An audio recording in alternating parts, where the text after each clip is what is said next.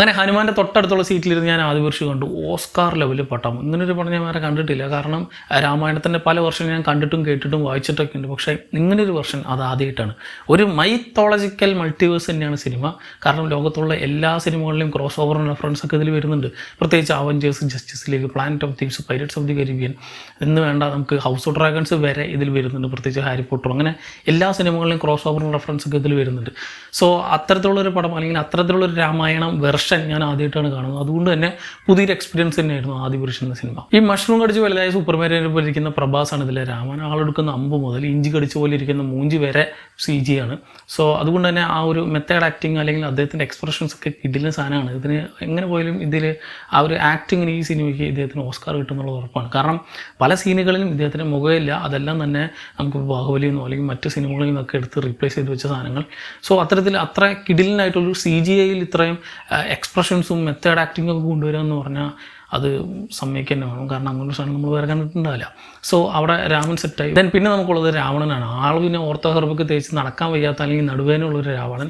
ആളുടെ body ലാംഗ്വേജിലും hair കട്ടിലൊക്കെ തന്നെ ഒരുപാട് വ്യത്യാസങ്ങളുണ്ട്. അത് ഒരുപാട് സ്റ്റൈലിഷ്ടാണ് ആൾ. കാരണം ഇപ്പോൾ രാമനൊക്കെയാണ് ഒരു 10,000 വർഷങ്ങൾക്ക് മുമ്പുള്ള ആളും രാവണൻ ഒരു സൈബർ പങ്ക് സെറ്റപ്പിൽ ജീവിക്കുന്ന ഒരാളുമാണ്. അതിനെക്കുറിച്ച് പിന്നെ വരാൻ കാരണം ഇന്ത്യയും ശ്രീലങ്കയും തമ്മിൽ ഒരുപാട് വ്യത്യാസങ്ങളുണ്ട് കാലക്രമേണ.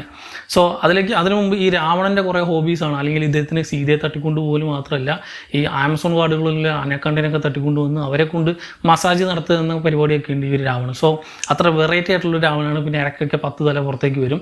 അത് ഒതുക്കി വെക്കാൻ പോലും അദ്ദേഹത്തിന് പറ്റുന്നില്ല. അതും നമ്മൾ സാധാരണ സിനിമയിൽ കാണുന്ന ഒരു 10 തലയല്ല. നമ്മൾ 10 തല എന്നുള്ളൊരു കോൺസെപ്റ്റ് നമ്മൾ പല കഥകളിലായിട്ടും അല്ലെങ്കിൽ സിനിമകളിലായിട്ടൊക്കെ നമ്മൾ കണ്ടിട്ടുള്ള നീട്ട് വെച്ചിട്ടാണ്. പക്ഷേ ഇത് എനിക്ക് തോന്നുന്നു IMAX സ്ക്രീനിൽ കൊള്ളില്ല. അതുകൊണ്ട് സ്റ്റാക്ഡായിട്ട് ഡബിൾ ഡെക്കർ ബസ് പോലെയാണ് വെച്ചിട്ടുള്ളത്. സോ അത്തരത്തിൽ ഒരുപാട് വ്യത്യാസങ്ങൾ. നിങ്ങൾ സ്ഥിരം കാണുന്ന രാമായണമല്ല, ഇതൊരു വേറെ പ്രത്യേക എപ്പിക് വെർഷനാണെന്ന് ഒരിക്കൽ കൂടി ഓർമ്മിപ്പിക്കുന്ന പല സാധനങ്ങളും ഇത്തരത്തിൽ ക്യാരക്ടേഴ്സിൽ തന്നെ ഉണ്ട്. പിന്നെ നമ്മുടെ സീത, ലക്ഷ്മണൻ, ഹനുമാൻ എന്നൊക്കെ പറഞ്ഞ എല്ലാവരും ഉണ്ട്. അതിൽ ലക്ഷ്മണൻ്റെ പേരെന്താണ്, എന്തോ ഒരു പേര്, അങ്ങനെ ഒരു ലക്ഷ്മണൻ്റെ പേര് ഞാൻ അതുവരെ കേട്ടിട്ടില്ല. പിന്നെയാണ് പല സിനിമകളിലുള്ള റെഫറൻസും ക്രോസ് ഓവറുകളൊക്കെ കയറി വരുന്നത്. സാധാരണ പുഷ്പവിമാനത്തിലായിരുന്നു സീതയെ തട്ടിക്കൊണ്ട് പോയതെങ്കിൽ ഇതിൽ ഒരു ഡ്രാഗൻ്റെ പുറത്താണ്. ആ ഡ്രാഗൻ്റെ മുഖം പക്ഷേ ബവലിനെ പോലെ ഉണ്ട്. പക്ഷേ വിങ്സ് ഒക്കെ ഹൗസ് ഓഫ് ഡ്രാഗണിൽ കാണുന്നു അതേ സാധനം. ഒരു സാച്ചുറേഷൻ കൂട്ടിയിട്ട് കറുപ്പ് കളർ ഇട്ടെന്ന് മാത്രമേ ഉള്ളൂ.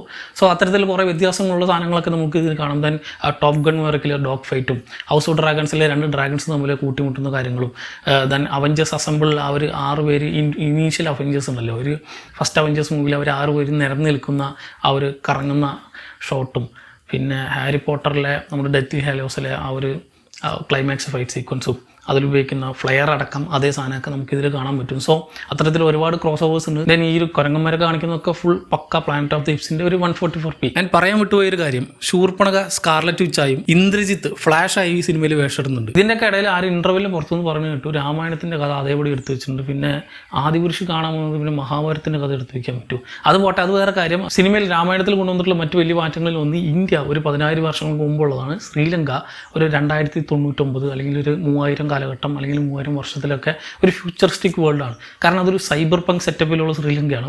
കാരണം നമ്മളിപ്പോൾ നമ്മുടെ ലോർഡ് ഓഫ് ദി റിംഗ്സ് സിനിമകളിൽ കാണുന്ന അത്തരത്തിലുള്ള കുറേ ക്രീച്ചേഴ്സും ദെൻ ആ ഒരു സൈബർ പങ്ക് സെറ്റപ്പുള്ള ഒരു ഹൈലി ടെക് ആർട്ടിഫിഷ്യൽ അല്ലെങ്കിൽ അഡ്വാൻസ്ഡ് ആർട്ടിഫിഷ്യൽ സാധനങ്ങളായിട്ടുള്ള കുറേ സാധനങ്ങളുള്ള ഒരു ഏരിയയാണ് ഈ ഒരു ശ്രീലങ്കയായിട്ട് സിനിമയിൽ കാണിക്കുന്നത്. സോ അത് വളരെ വിചിത്രമായ ഒരു ചിന്താഗതിയാണ്. അങ്ങനെ ഒരു പെർസ്പെക്റ്റീവ് എവിടെയും ഞാൻ കണ്ടിട്ടില്ല.